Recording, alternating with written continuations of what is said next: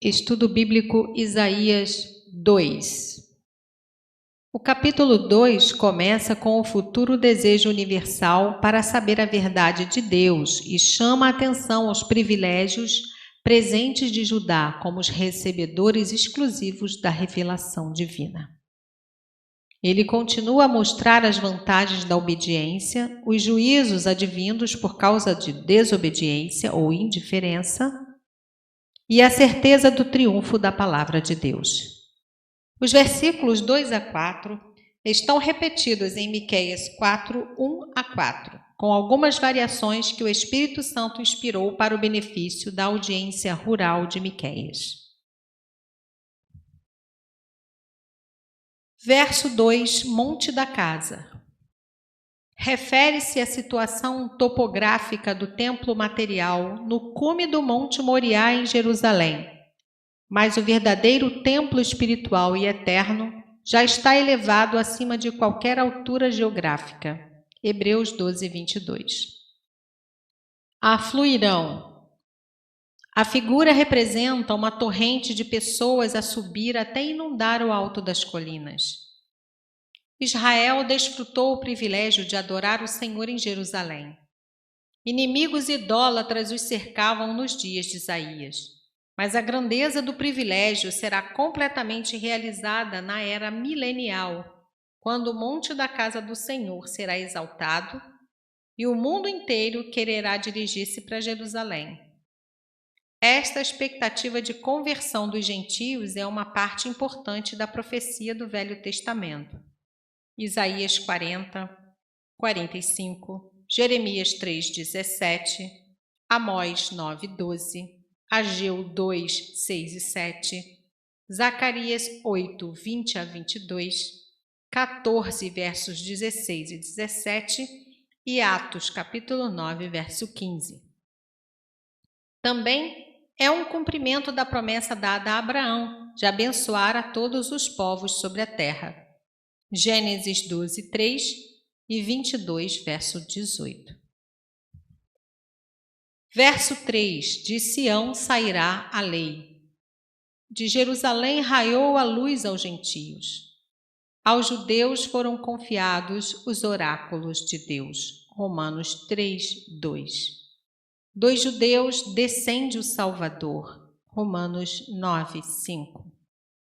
Da capital dos judeus brotou viçosamente o Evangelho, Marcos 16, 20 e Atos 1, 8.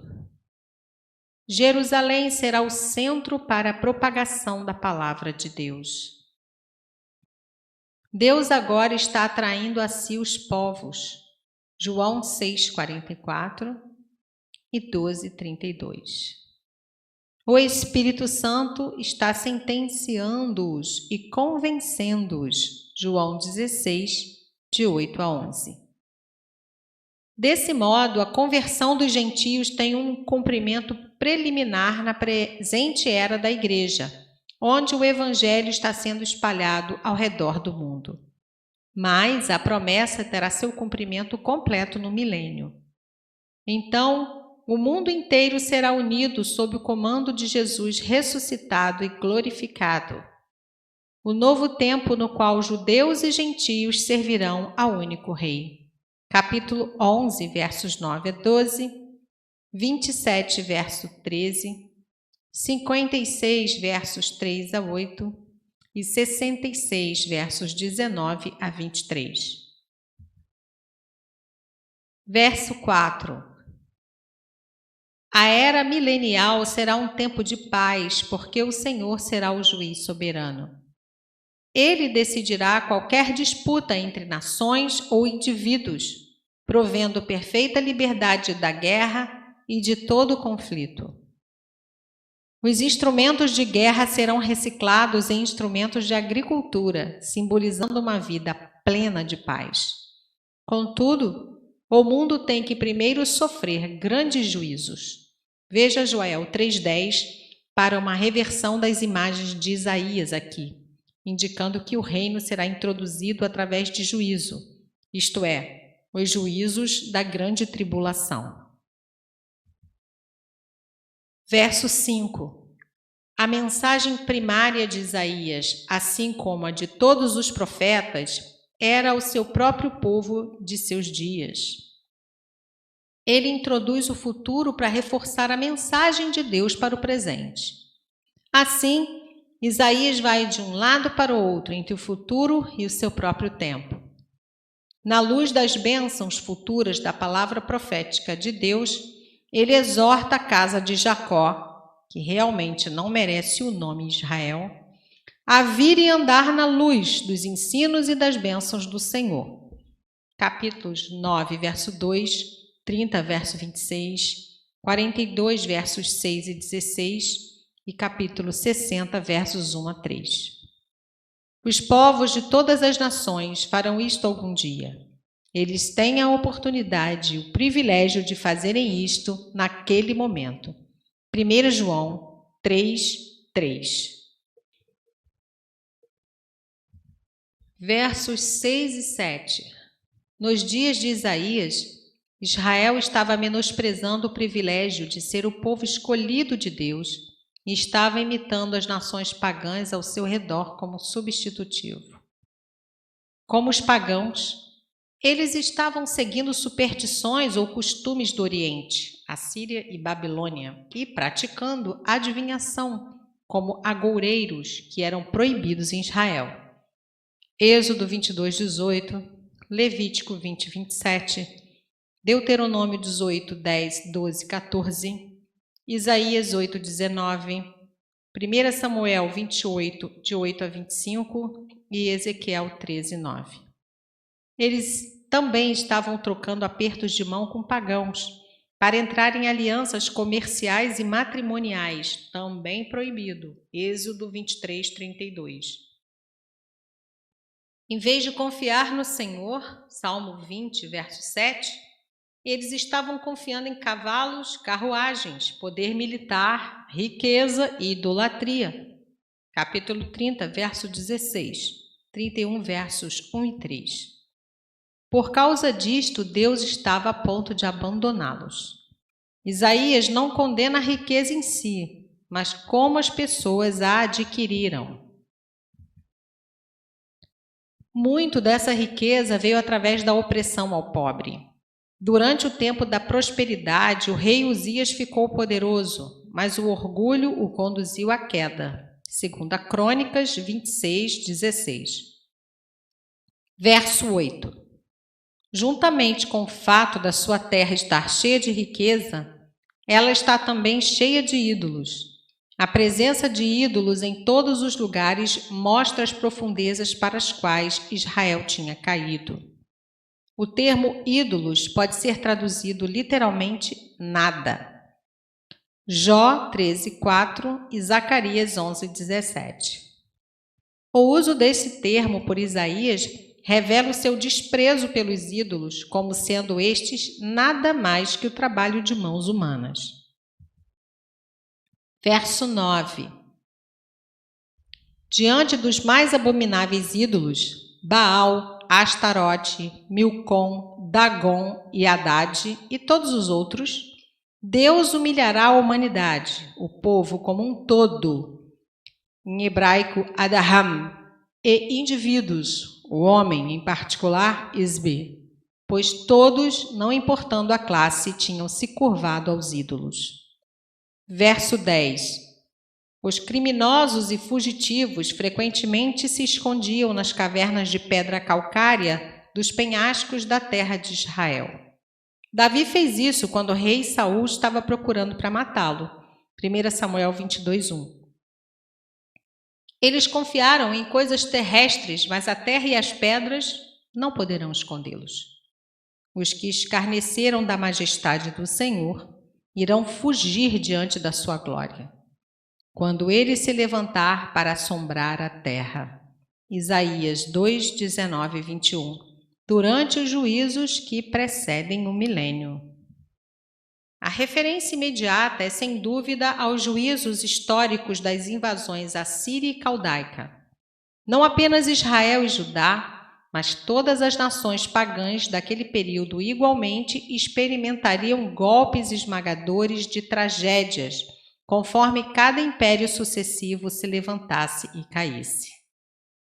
Contudo, notamos aqui também a insinuação dos horrores incomparáveis da grande tribulação que está para vir. No dia do juízo futuro, tentarão escapar nesses refúgios, mas eles não serão capazes de fazê-lo.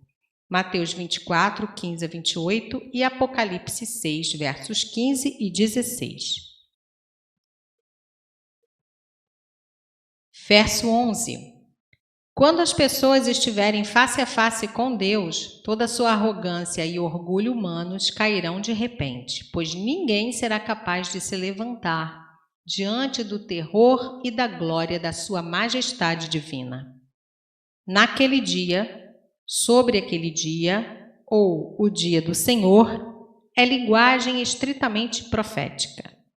As passagens escatológicas do Novo Testamento usam também tais frases. Veja 1 Tessalonicenses 5:2 e 2 Pedro 3:10. Verso 12, dia do Senhor. Esse termo refere-se à intervenção divina especial na história humana, de impor às nações e aos impérios juízos catastróficos. Para os ímpios, o dia do Senhor será um dia de punição, de desgraça, de miséria, dia no qual Deus irá impor os castigos tantas vezes anunciados, julgando os que rejeitaram suas mensagens. Capítulo 13, verso 6, 13, 9, 13, 61, 2, 63, 4, Joel 1, 15, 2, 31, Sofonias 1, de 14 a 18, e capítulo 2, dos versos 13 a 18. Para os filhos de Deus, o dia do Senhor é o dia no qual Deus cumpre suas promessas feitas aos mesmos. Salmo 118, 24, Isaías 49, 8, Sofonias 1, 7 e Judas 6. Como uma ocorrência escatológica, o dia do Senhor é aquele acontecimento final para o qual todos esses juízos anteriores e parciais apontam profeticamente.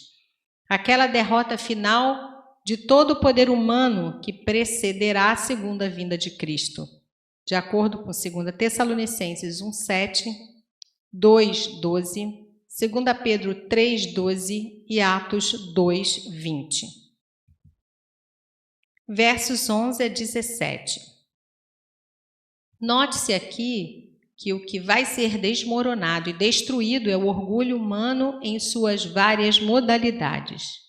A soberba, a altivez, a exaltação e a arrogância. Esse orgulho faz com que um homem queira ser símbolo de poder como um cedro alto. Ezequiel 31, de 3 a 9. Um carvalho forte, uma muralha firme e inabalável, um navio que vence as tempestades das viagens oceânicas. 1 Reis 9, 26 e 10, 22. Entretanto, tal homem é infeliz, miserável, pobre, cego e nu. Apocalipse 3, 17. Carente da glória de Deus. Romanos 3, 23. A resposta a esta situação está em Romanos 3, 24 a 31. Em outras palavras, só o Senhor será exaltado naquele dia e irá suplantar os ídolos completamente. Verso 19. A glória e majestade do Senhor encherão de medo os adoradores de ídolos e os farão fugir e se meter nas concavidades das rochas e nas cavernas da terra. Quando ele se levantar, entrar em ação no dia do juízo, um dia quando ele irá assombrar a terra. O pavor do Senhor inclui um estremecimento. Eles, como também a terra, serão abalados e assombrados. Cavernas, um esconderijo, mas isto parece referir-se definitivamente aos acontecimentos de Apocalipse 6,15. À vista das modernas armas de destruição, necessidade de se abrigar sob a terra ou nas cavernas das montanhas para escapar a uma força esmagadoramente destrutiva parece muito atualizada. Verso 21, Oséias 10, 8 e Apocalipse 6, de 15 a 16. Verso 20, esse versículo desenvolve o pensamento do versículo 18. A aterradora glória e majestade do Senhor farão os adoradores de ídolos jogarem fora os seus ídolos com medo diante de Yahvé. Às toupeiras e aos morcegos, quer dizer para a escuridão e esquecimento. Mas perder a sua confiança nos ídolos não os farão confiar no Senhor. Será muito tarde. Verso 22. A confiança deles nos ídolos era realmente uma confiança na habilidade humana. Mas os seres humanos, não importa quão poderosos sejam, dependem de Deus para viver e respirar. Um lembrete da frágil mortalidade do homem. Eles não podem impedir o juízo de Deus. Desta maneira, a ordem é para deixarem de colocar a confiança nos seres humanos e a não dependerem de seus recursos, encorajando-os a uma confiança no Senhor.